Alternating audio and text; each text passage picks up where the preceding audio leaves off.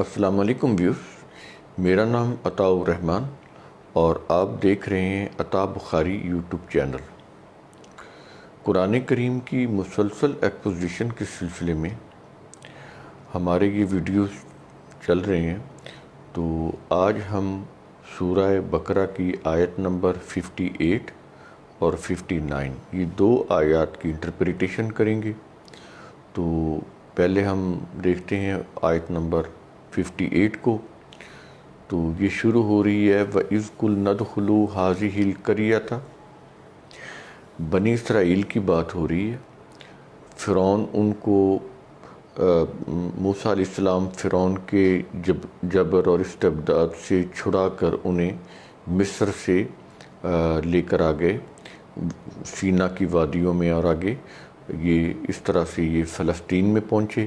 تو اب بات یہ ہو رہی ہے ان کے فلسطین میں پہنچنے کی، تو یہ ذرا پس منظر ذہن میں رہے تو پھر آگے یہ آیت سمجھ آئے گی کہ وَإِذْ قُلْنَا ادْخُلُوا هَٰذِهِ الْقَرْيَةَ، یہ فلسطین کی طرف اشارہ ہے۔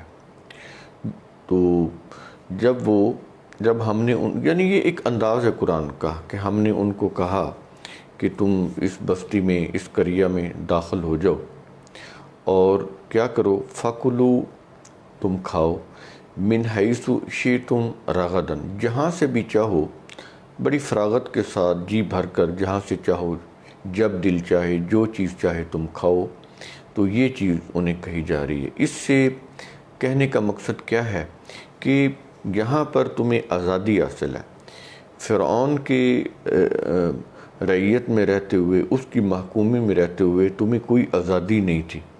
تو موسیٰ علیہ السلام ان کو جب آزاد کروا کے لائے، تو یہاں قرآن یہ بتا رہا ہے کہ تمہیں آزادی ملی، تم جہاں سے جی چاہتے وہاں سے کھاتے۔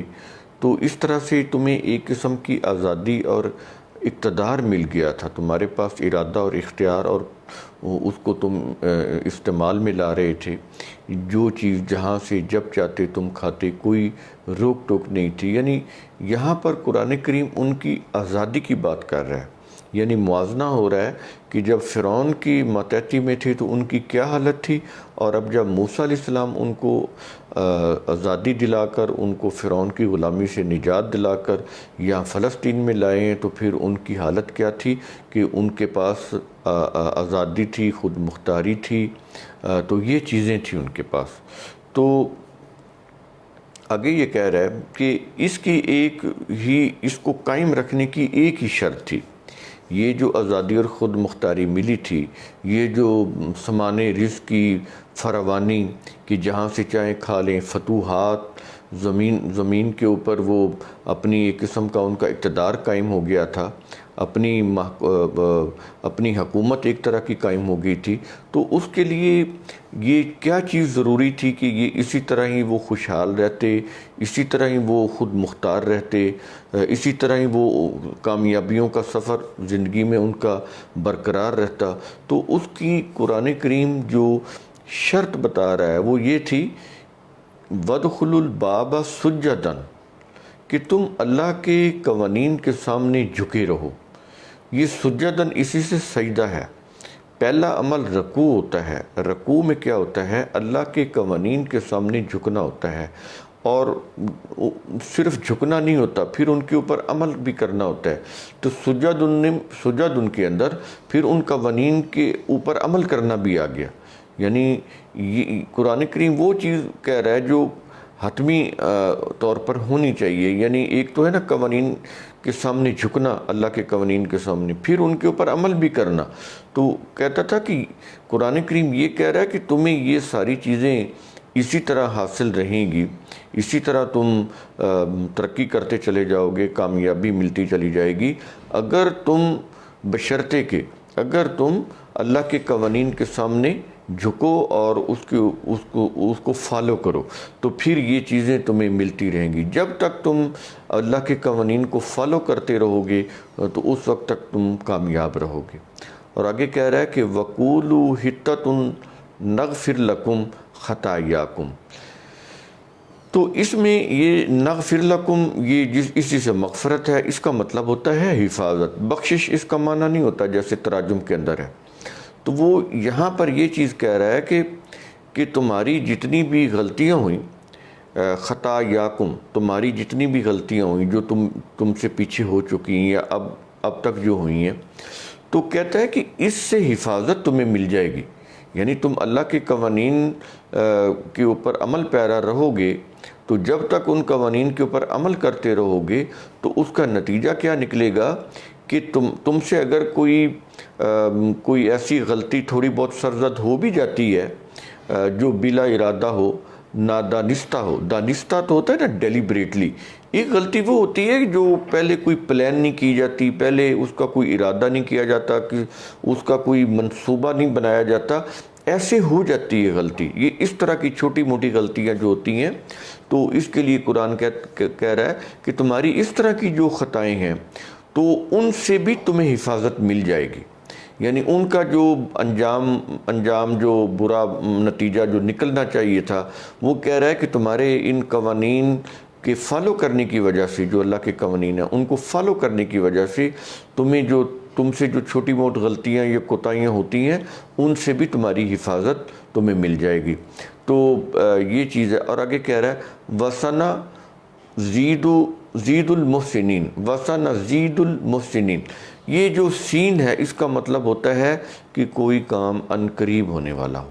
تو اس میں کہا جا رہا ہے کہ ان قریب ہم جو محسنین ہوتے ہیں ان کو کیا کریں گے، ان کو اچھی جزا دیں گے اور زیادہ دیں گے ان کو۔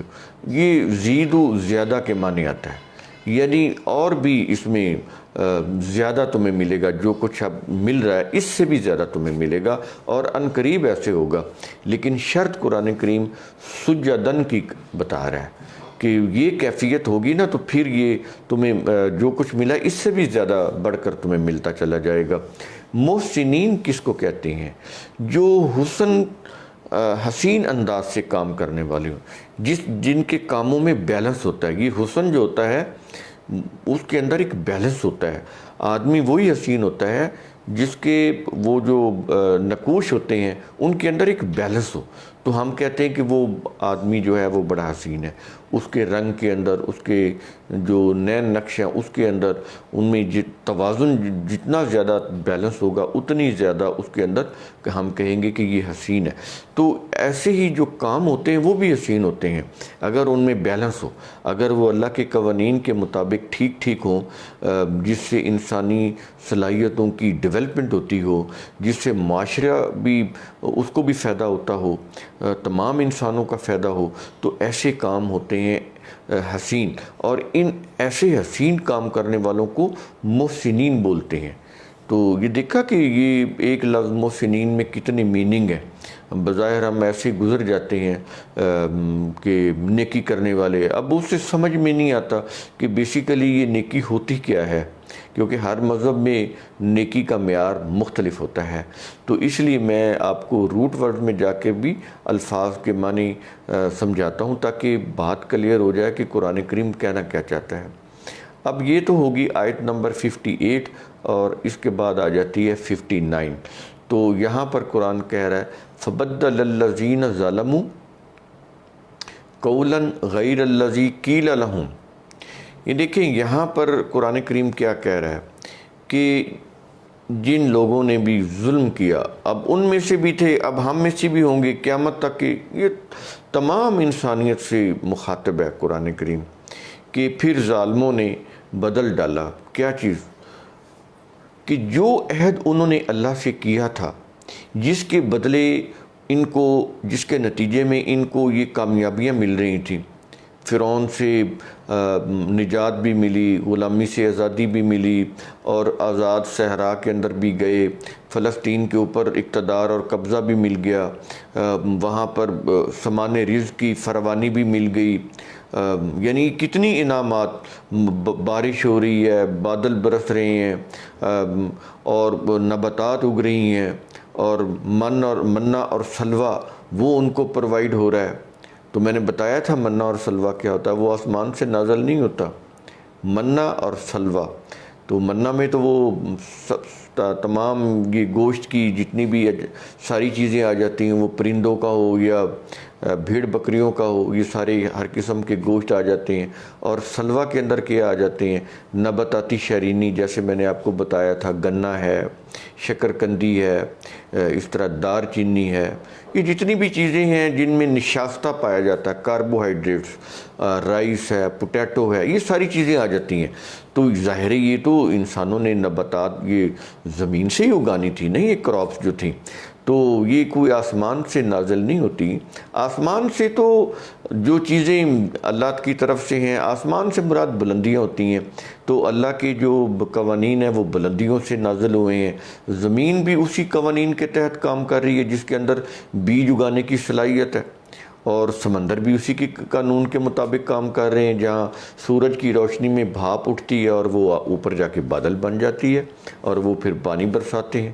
تو یہ ہے نا، یہ اوپر سے جو اللہ کے قوانین ہیں، اوپر سے مراد بلندیوں سے، کہ اللہ تعالیٰ بلندیوں پہ ہے اور اس کے قوانین بھی بلندیوں سے آئے ہوئے ہیں۔ تو اس کا یہ معنی ہے کہ انہوں نے پھر اللہ سے کیا ہوا جو عہد تھا وہ بدل ڈالا، تو ظالم ہو گئے نا، یعنی یہ اپنے مقام اور مرتبہ سے ہٹ گئے۔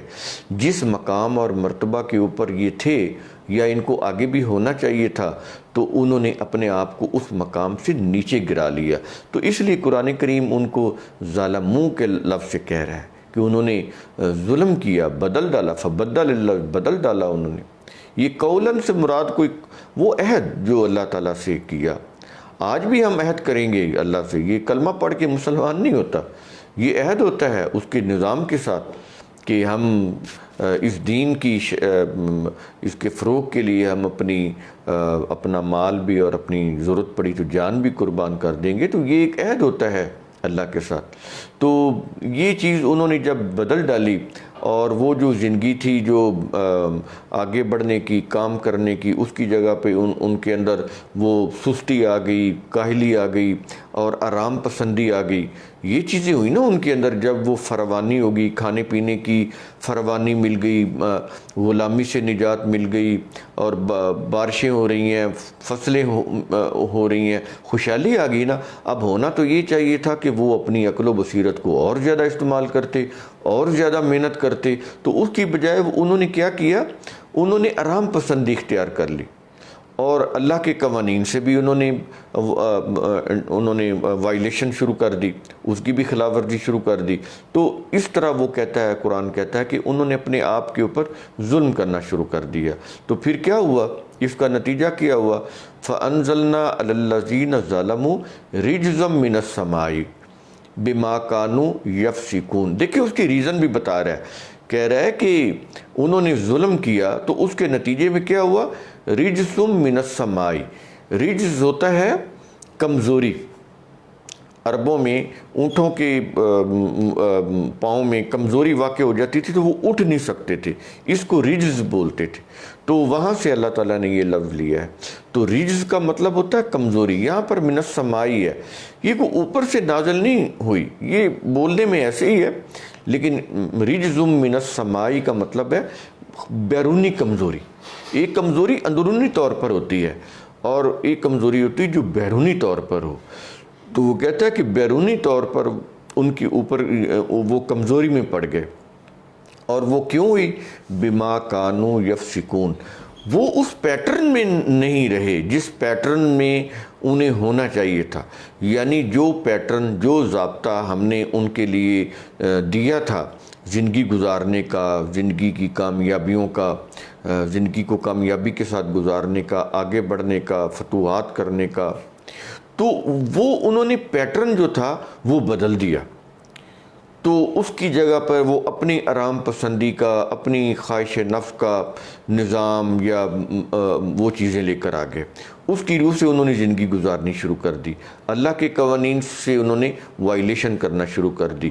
تو اس سے کیا ہوا کہ وہ آرام پسندی میں پڑ گئے، غلط جو تصورات تھے مذہبی اس کے اندر پڑ گئے، بچڑے کی وہ اس کو جو مصریوں کا جو خدا تھا اس کی پوجا کرنے لگ گئے، اس طرح سے وہ شرک میں بھی مبتلا ہو گئے، اس سے بھی ان کے اندر کمزوری آنی شروع ہو گئی۔ تو یہ چیزیں ساری جو تھیں ان کی کمزوری کا باعث بنی۔ اس سے پھر کیا ہوا کہ ان کی گروتھ رک گئی، پروگریس رک گئی، وہ جو سکسیسز تھی جو وہ حاصل کر رہے تھے وہ رک گئی۔ اور اس کی ریزن پھر قرآن نے کیا بتایا ہے؟ کانو یفسکون، کانو یفسکون۔ تو یہ رزق اس کی ریزن بتا رہا ہے کہ اپنے پیٹرن سے ہٹ گئے۔ یہ فسق ہے۔ فسق کا مطلب کیا ہوتا ہے؟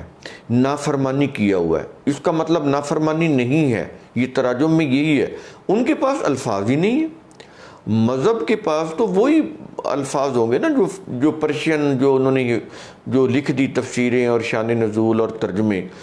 تو یہ فسق ہے۔ فسق کا مطلب نافرمانی نہیں ہوتا۔ فسق کا مطلب ہوتا ہے کوئی چیز اپنے پیٹرن سے ہٹ جائے۔ میں اس کی ایک مثال دیتا ہوں، جیسے کوئی پھل ہو، اچھا اس پھل کے اوپر ایک شیل ہوتا ہے، چھلکا۔ اگر وہ پھل گرمی یا سردی کی شدت سے اس پھل کا چھلکا یا شیل پھٹ جائے، اس کے اندر جو گودا ڈیولپ ہو رہا ہوتا ہے، جو پلپ ہوتا ہے، وہ کیا ہوتا ہے؟ وہ پھر باہر نکل آئے گا۔ ظاہر ہے جب اس کا چھلکا پھٹے گا تو وہ باہر نکل آئے گا۔ باہر نکل کے وہ ڈیولپ نہیں ہوگا، وہ گل سڑ جائے گا۔ کیوں؟